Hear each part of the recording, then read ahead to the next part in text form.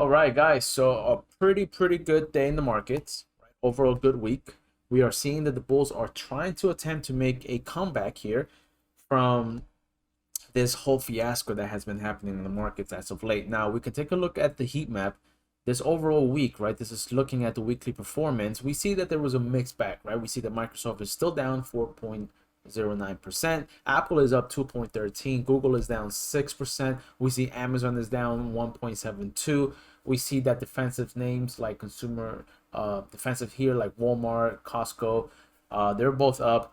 Coca-Cola's down. So, like I said, a mixed bag, but overall a positive outcome for the markets as a whole, right? We see that the markets are attempting to make a little bit of a push on higher, right? The bulls are trying to get this on higher. While that may be the case, right? If you guys remember in this video that I'm just showing you here in the screen, I was calling for a potential reversal, right, from the June 17th low. Now, that still may be the case, right? I was wrong a little bit in dismissing it very quickly because that is at play at the moment. So we're going to review the chart again, all right? But before I do, I want to make note of something for you guys, right? I'm still overall looking for just one more leg lower, all right? One more leg lower to reach those 2020 highs from September and March, right? That's around 350. If we take a look here, that's around the zone, okay, and the SPY. And why is that? Because if we pair it up to what's going to happen, right, coming into the end of this month, we have the Federal Reserve meeting, right, and that is going to dictate a rate decision that is unprecedented of about 100 basis points or 75 basis points. Several Fed members are saying that's not necessary, while some others are saying that is. So it's like I said, it's just an overall basket of mix. But several economic data that were released today, like the consumer sentiment, retail sales, all of those were showing for a positive and a slowdown in inflation. So the idea is that maybe we see the markets roll over, right, to new lows coming into the Fed. The Fed raises rates. Markets like the aggressiveness of it because it is fighting inflation, and then we head higher. All right, so that's it. So let's review the analysis. Let's take a quick look at our weekly time frame. Let's look at our moving averages. It is Friday. It is time to look at the weekly chart, and we are attempting to sort of retest, I feel, the 200-day moving average, right, or the weekly 200-day moving average, which hasn't really been tested since we broke below it on the COVID crisis back here in 2018, which I remember this time. It was pretty brutal there too. And then right here on 16. So it's been several instances throughout its chart history that we've touched and retested it. So I think it's time to kind of fall back to it or gravitate towards it and retest that area again. Okay, so what we're going to do next is that we're going to take a look at our volume profiles. Now you'll see that we haven't really technically, and this is something that I spoke about yesterday's video, we haven't seen our volume spike up yet, right? Which, if we can kind of note here, right, this was the COVID lows, this was 2018 lows, right? We see that there's massive spikes in volume, kind of like signaling that there is a bottom, right around the corner. So we haven't technically seen that yet. We haven't seen the spike in volume. So for that reason, I'm still under the kind of, I guess, assumption that we are still trying to retest that 200-day period moving average of the weekly time frame. All right, so with that being said, we just took a quick look at our traditional technicals, right? Moving averages, volume. We see the RSI is attempting to make a double bottom and then maybe trying to head on higher. All right, now let's move on to our wave count. Let's shut off our indicators right over here, right? And let's move down towards our hourly time frame. Okay, so now I'm going to review with you guys our bullish count first, right? Because that's exactly what we are here to do. We're here to try to figure out whether or not we are attempting to make a new high.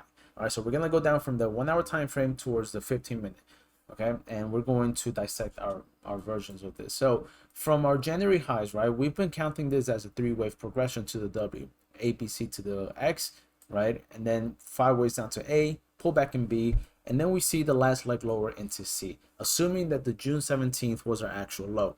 If that is the case, guys, if this is to be the true scenario, then what I anticipate that is happening here rather is that we are up in one. We have a massive ABC pullback into the wave two that held the 618% retracement of the overall wave one advance, right? This is the advance that I'm talking about, right? We took a retracement and we measured that move and we got the 618, which gives us the wave two. With that in mind, we are now looking to see if this push out of here is actually made up of 5 waves. So this is, if we see 5 waves out of here from this low in the wave 2, that could be bullish. That is a bullish scenario, because what we are expecting to happen after is a 3-wave pullback. So let me just quickly recap this with you guys. So if we just scoot over here our chart, this is what I want to see, right? We see 5 waves up. We see the wave 1, 2, the third, the fourth, and the fifth, right? We have 1, 2, 3, 4, and 5. Okay, after we see the initial 5 waves confirmed, what we need to see to confirm the actual change in trend is not a continuation of higher. It's actually a 3-wave down. All right, once we see the A, B, and C to hold a support level of about 618 or even the 50% retracement, all right, this zone, this region, we can start looking to position ourselves for the long side, all right, to a breakout, because then that means that if this is the case, we are likely to start seeing the beginnings of the 3rd wave up. All right, so how do you trade this? You trade this very simple, right? You wait for this confirmation, you wait for this type of pattern to unfold, right? This looks like a head and shoulders type of pattern, right? Now you want to wait to get on board with the C wave of the wave 2, right? So let me just illustrate this, right? So this will be the A, B, and C, right? Within the C wave, right, there is 5 waves in it, right? So we have 1, 2, 3, 4, and 5. Okay, let me just do this here. All right, and it is around this zone where we are confirming the 5th wave of wave C that we want to start we want to start getting on board with a long side trade that will take us up to to the break above wave 1.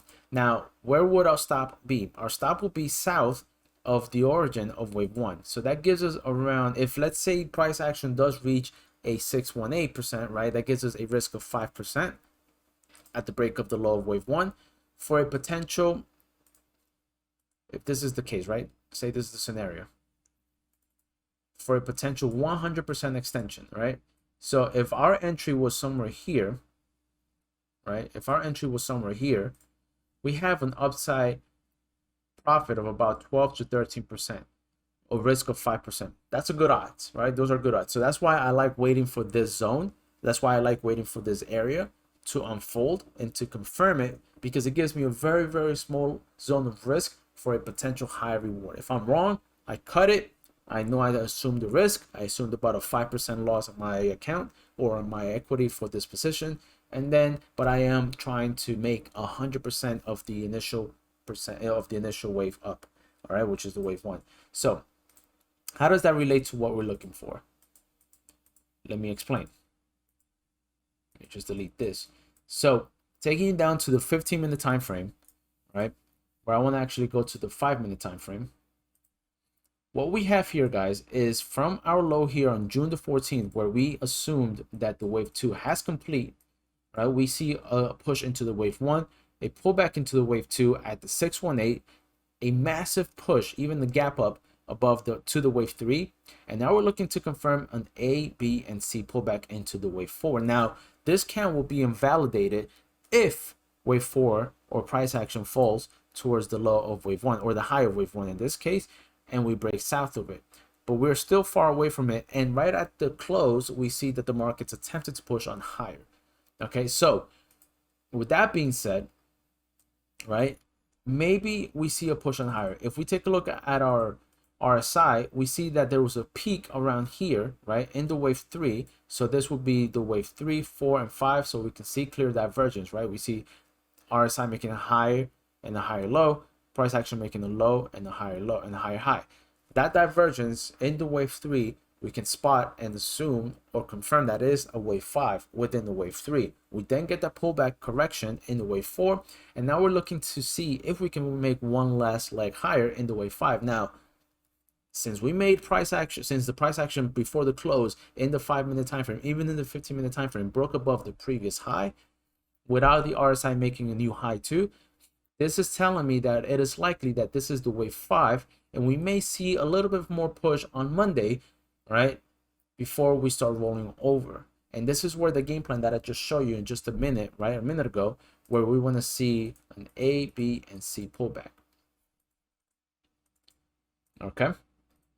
So if we are able to get something like this coming into Tuesday, right, or let's say Wednesday, an AVC pullback to some sort of support, right, some sort of fib level support around the 50 to 618, that gives us a small level of risk for a good potential upside trade opportunity. So I'm excited if this happens. I'm excited if we see this actually unfolding. The 5 waves from the wave 2 low, it is looking a little bit too good to be true, right, if you will.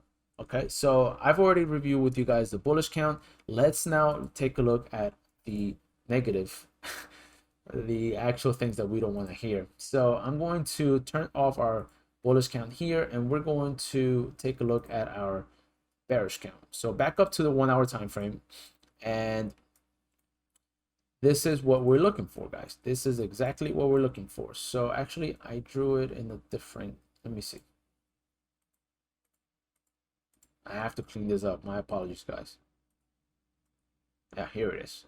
So the way we're looking at this, and I know yesterday we talked about a potential bottom relatively soon, and I think that may be the case, and this chart really does play to that point, right? Because once we completed the wave 1, again, WX, and we're looking to see if we make an attempt to complete the wave Y of wave 2.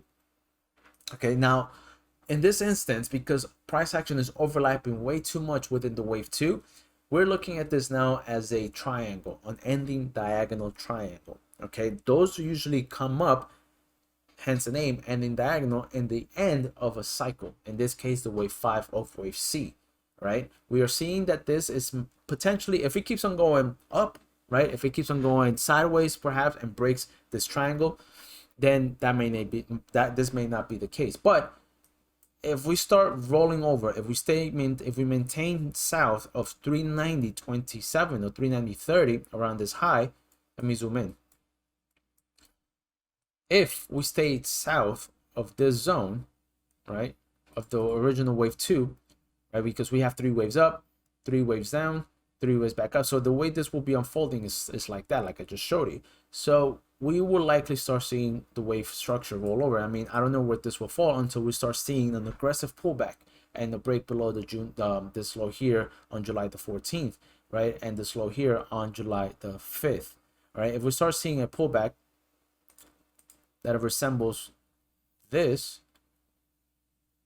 then we can start looking for a potential base for this triangle. Okay, so you guys already know, you guys already see where I'm getting at. So we start getting a little bit of evidence of either or. Okay, so for now, we want to stay put. We want to stay agile here in this market. We want to see and wait for this type of confirmation. Although today's close was pretty bullish, this week was pretty bullish overall, let's just be patient. Okay, so over to the triple Qs, same deal. We're still looking for more price action to the downside. We're waiting for more confirmation to see if this is in fact the wave count that we are going to be working with. And let's take a look at finally the dollar, right? I know this is the weekend and we must cut it close because we want to go out and enjoy. So now in the weekly time frame of the dollar, we see that I have 2 of these guys here. Let me just delete one. We see that we have formed a channel, right? We have formed a channel that's been maintaining price action, containing price action since 2008. Now, this looks pretty overlapped, right? And very difficult to count. But from the low here on June the 7th, we can count 5 waves up. And now we're hitting the overhead resistance trend line. But the actual resistance that I'm personally looking for is 110.09, which if we get to it, it kind of confirms my thesis in that by the end of this month, we actually see a new low. Beginning of next month, we start seeing markets attempt to break higher for the remainder of the year. Okay, so that's that. So keep an eye out for 110.09. We see that the oil markets are also trying to attempt to recover. And then last but not least, Bitcoin. If I take you back down to the daily time frame, we see that Bitcoin is attempting to form a base. All right, we haven't been able to break south of its previous low, which was 17,000, and we haven't been able to break above its previous resistance of 21,900, or call it 22. So we are in this weird range that at any given moment within this weekend, we're going to see price action head on higher or price action head on lower.